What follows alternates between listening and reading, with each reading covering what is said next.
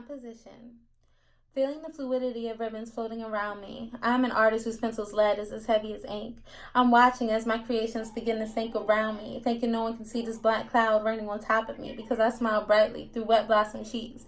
But that's exactly how he saw me. He brought blush to my face as if one glance is all it would take to make me forget what was waiting for me outside this classroom. No wonder art became my escape. That feeling of being free, just as the 3D ribbons we were now working on diligently.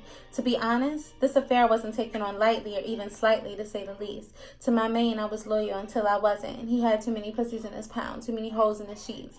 I thought that was something I could fix, but that was an inkling I just couldn't meet. Just another rabid dog with ticks and fleas. So here I was in art class, minding my own and drawing with my heart on my sleeve, when this guy passes me his notebook, trying to get the basics from up out of me, creating a conversation between the margins, staying between the lines is where we meet, connecting through the eyes, but through pencil we held hands while we speak. A romantic through the bone, as Shakespeare was the marrow that swept me off my feet, and the dark days began to fade as that boy, his notebook and art class became the sparkle from the sun you see dancing on the streets.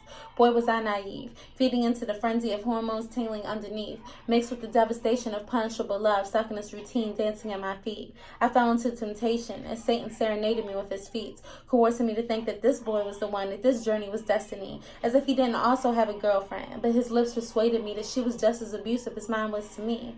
Perhaps maybe she was, verbally, as mine was more than that to me. But that's a poem already written, and I refuse to be stuck on repeat. How could he be the one for me when I was no longer the damsel but the distress to his mane, no longer the victim but the witness to his game? He would just do the same to me once we were coupled. Another girl unbuckled in the sunfire while he's leaning over the passenger seat spitting game.